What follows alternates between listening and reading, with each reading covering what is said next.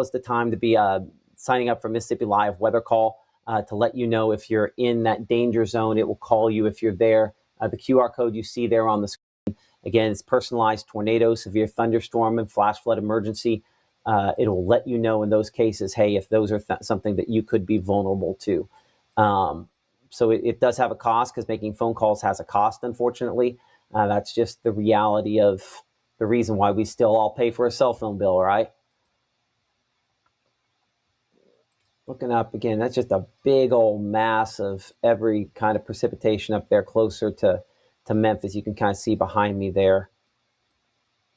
I don't know that any of that's surface-based in between. I think what we have going on here is I think that we have kind of a big old zone here where we have, this is all surface-based up here, based, like storms forming at the surface. This is kind of elevated in between, and then this is probably surface-based down south, making all this middle the huge, which is going to go over most of us, the huge question for the next few hours. None of this is anywhere near a point where it would try to produce a tornado. Let's go for some cameras out there in the Delta. We've got a bunch of them. We utilized some of those last night. Let's check out some now. Again, raining heavily there in Greenville, but 77 the temperature. That measure of moisture at 72. So obviously still plenty of storms ongoing there. We're going to walk up our Delta camera network there, brought to you by the North Mississippi Storm Chasers. Cleveland, again, just a little outside of that, 72 the temperature at that spot.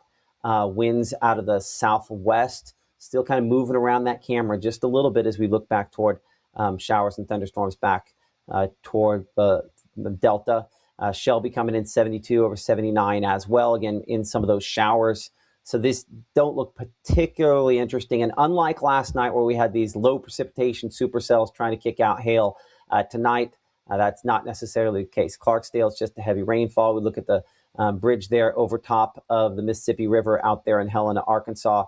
Again, looks fine. Unfortunately, that reporting station not showing up. And as we finish up our Delta tour here, we're going to head up toward Crenshaw, 77 over 72. Pretty common on all of those.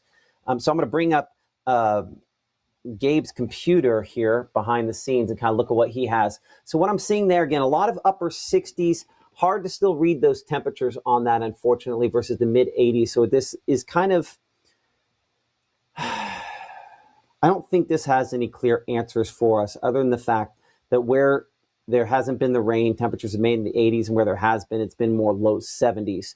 Yeah, and that's one of the things, if I'm looking at Corinth there sitting at low 70s over 72 dew point, that's not a lot of heating out there. And that's where kind of the quantity of instability comes into play, I think, on this here. So let's bring Gabe back in here. So I wish that would have had some conclusive answers for us. It does not, which is fine. Sometimes in science, sometimes in meteorology, that's where you end up with inconclusive answers, and that's, I think, where we ended up with that there.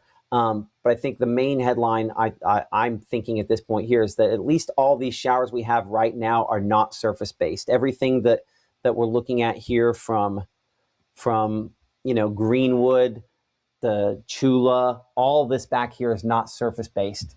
And back up there, same stuff with all that over there to the east. So most of us, while under a tornado watch, I would say there's no imminent threat for a tornado out of anything we're seeing out there. We are still half hours to hours away from any issue with that arising. Fair statement?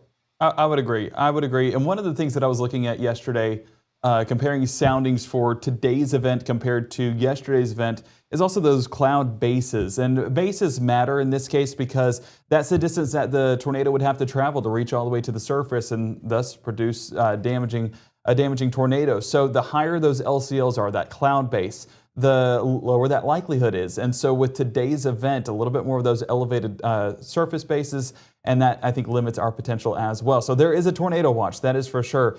But I would say that, yesterday, and also the discrete nature of some of those cells yesterday, allowing it to take advantage of the atmosphere a bit more. And what we were talking about yesterday with today's event was it could overconvect, and seeing a large part of those showers showing up there towards Chula, Hollandale, Greenwood, that all of those cells out there kind of eating at that moisture, where you get more of that isolated pattern is going to be up here towards the Wynne, Arkansas area, Searcy, Harrisburg, and that's where you're getting those severe thunderstorm warnings still in place. Down south, you have that one that's just west of Vicksburg, but if I change the radar site there to the Jackson radar site, I just want to look at some of those DBZ returns. Yeah, it's going to be that southernmost storm, but if you look at these right here, there's still a lot of lightning.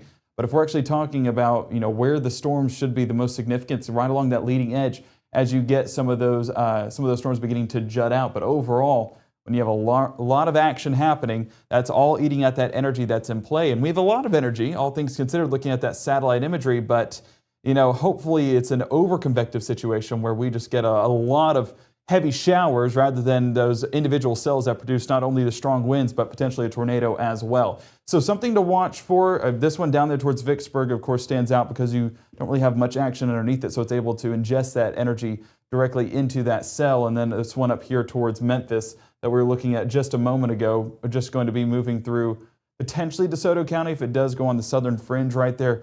Paying attention there. And we do actually have a tornado warning. That's one of those individual cells towards Batesville, an area where I believe they had a confirmed tornado yesterday. So hopefully that is not the case up there, but at least seeing some rotation within those storms. And as those do move east, the rotation is still there. That's what we're paying attention to. The energy is definitely there, but how those ingredients line up so far has just kept us in a more of a hail threat rather than a tornado threat so far. But Matt, the afternoon's still young, the evening's still young, and as you mix in some of that daytime heating, not impossible to get some of these storms firing off a bit more. And that's what we expect it to do, kind of building that speed right along the river. As that builds speed, the potential for 60, 70, 75 mile an hour winds still in play. That severe weather risk, this is the overall risk for our Tuesday.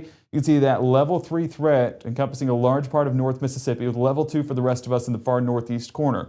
What this is all driven by is that wind threat, specifically, that damaging wind threat as well. That's what brings that level 3 threat all the way here to North Mississippi. Actually, if we have the SPC outlook here, I want to look at the day 1 tornado. And so they did move that a little bit more into North Mississippi, so showing some of those rotation tracks that we were tracking just a moment ago. But this is what I wanted to look at, and so that's where the potential for perhaps a strong tornado is there. With this setup, yesterday was just so discrete. Today's event is more of that linear pattern moving on through. I still think they'd be within that line, that frontal boundary as they move on through. The ones that kind of stand out are these that are out ahead of it. So potential for maybe a strong tornado with this setup. I'm not as confident on that potential as what I was looking at yesterday. And up north, they did get some of those tornadoes. But definitely a brief one is possible here in North Mississippi within that line. But like I was mentioning, the wind is where the threat is driven. That drives it all the way actually into Birmingham, Alabama. So my folks watching, make sure to watch the weather tonight. And as we look at that significant wind potential, that does carry over. I apologize for the overlap here. We're getting blue on blue, but you can see that darker blue right there moving right across, what would that be? I-22 towards Tupelo, and then riding Highway 45 there south towards Amory and Columbus.